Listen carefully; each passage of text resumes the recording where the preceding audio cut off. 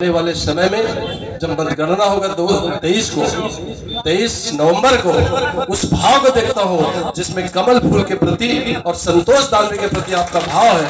और आने वाले समय में एक विधायक ही नहीं बल्कि इस क्षेत्र के एक मंत्री बनाकर इस महाराष्ट्र के मंत्रिमंडल में भेजेंगे। ये भाव मुझे आपके मन में और आपके बोलने का तरीका, ताली बजाने का तरीका और संतोष जी की तरफ देखने का जो भाव मुझे महसूस होने लगा है कि जो निर्णय आने वाला है महाराष्ट्र का जो चुनाव है उस चुनाव के निर्णय में भोकरदन विधानसभा में ऐतिहासिक जीत होगा। इसका प्रमाण आप सब यहाँ पर उपस्थित है। मैं ज्यादा कुछ बोलूंगा नहीं क्योंकि काफी दिन से यहाँ पर आया हूँ, लगभग 1 महीना के करीब हो जाएगा 20 तारीख तक, और लगभग आज तक के 80 गांव में मैं जा चुका हूँ और मेरा टारगेट है कि मैं 200 गांव जाऊंगा। 200 गांव जाने वाला मुझे बहुत अच्छा लग रहा है। आपका दिया हुआ खाना खा रहा हूँ, आपके साथ पानी पी रहा हूँ। अभी चलते चलते आए तो जो चना को जैसे उनारते हैं, आप लोग क्या बोलते हैं उसको, चना डाल रहे हैं उसको, हाँ, तो उसको मैं लगभग 1 राउंड ऐसा मैं चला के आ रहा हूँ। एक किसान के घर उनको पूछा, मैं वीडियो डालूंगा रात में, उनको पूछा मैं कि आप कहाँ के हो, तो बताया अपना गांव बताया। गांव बताने के बाद सब कुछ बात किया, फिर एक पाइप भी फूट गया तो वहां पर बैठा था। उसके बाद पूछा कि आप चाह क्या रहे हैं इस विधानसभा में, तो बोले कि हमारे पास संतोष के अलावा कोई है नहीं। संतोष दानवे ही नेता है, एक हमारे ऐसा नेता है जो इस क्षेत्र के विकास किया हुआ है, हम सबके दुख में खड़ा होता है, खेती और किसानी के साथ में सबके साथ चलता है।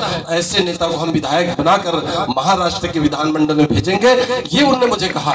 वहां से खेत से निकलकर जफराबाद आया हूं। मुझे पूरा विश्वास है कि आपके शक्ति केंद्र में भी गया हूं, जिला परिषद के जो सर्कल होता है वहां पर भी गया हूँ। ऐसे लगभग कोशिश किया हूँ कि आपके बीच में आ जाऊं। और मेरे कहने से आप पता नहीं क्या करेंगे, लेकिन मुझे सिर्फ विश्वास है कि आपके जो मन में भाव पैदा हो रहा है एक इतिहास रचने का है, इस क्षेत्र में भारतीय जनता पार्टी के परचम लहराने का है।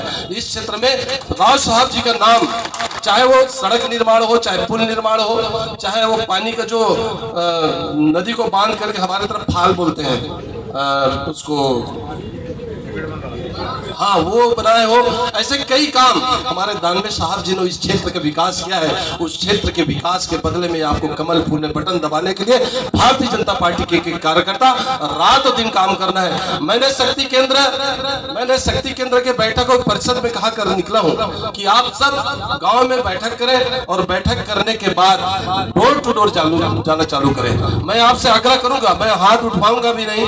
मैं जब आपके गाँव में जाऊंगा तो एक आध जगह जाकर के बूथ में जाकर के देखूंगा कि आप वास्तव में घूम रहे हैं कि नहीं घूम रहे हैं, घर घर जा रहे हैं कि नहीं जा रहे हैं, घर के मेंबरों से आप चरण छूकर प्रणाम करके आप विनती कर रहे हैं कि नहीं कर रहे हैं। सिर्फ संतोष दानवे के लिए नहीं, इस प्रदेश के अंदर सरकार बनाने के लिए, हमारे साहब को मंत्री बनाने के लिए आप उस घर के दरवाजे में जा रहे हैं कि नहीं जा रहे हैं। इस बात को मैं जरूर आपके बीच में आकर पूछूंगा।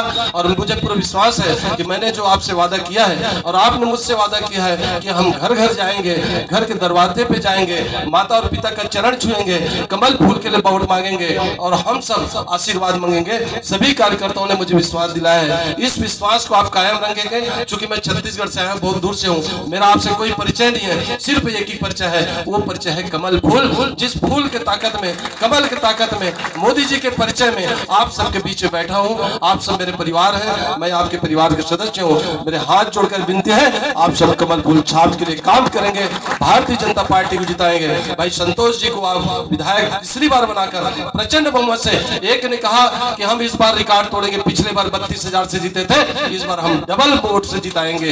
ये उन्होंने वादा किया है, उस वादा को आप पूरा करेंगे। मैं भी छत्तीसगढ़ जाऊंगा तो सीना तान के जाऊंगा। मैं भी जब छत्तीसगढ़ जाऊंगा महाराष्ट्र के भाव को लेकर जाऊंगा। जब मैं छत्तीसगढ़ जाऊंगा तो मैं डंके के चोट में बताऊंगा कि मैंने भारतीय जनता पार्टी को, संतोष भाई को जिता कर आया हूँ। ये कहने का मुझे अवसर मिल जाए, यही बात कहना था।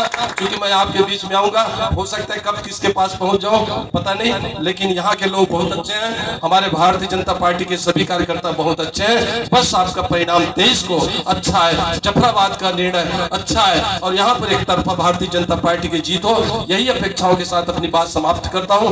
धन्यवाद। जय हिंद, जय भारत।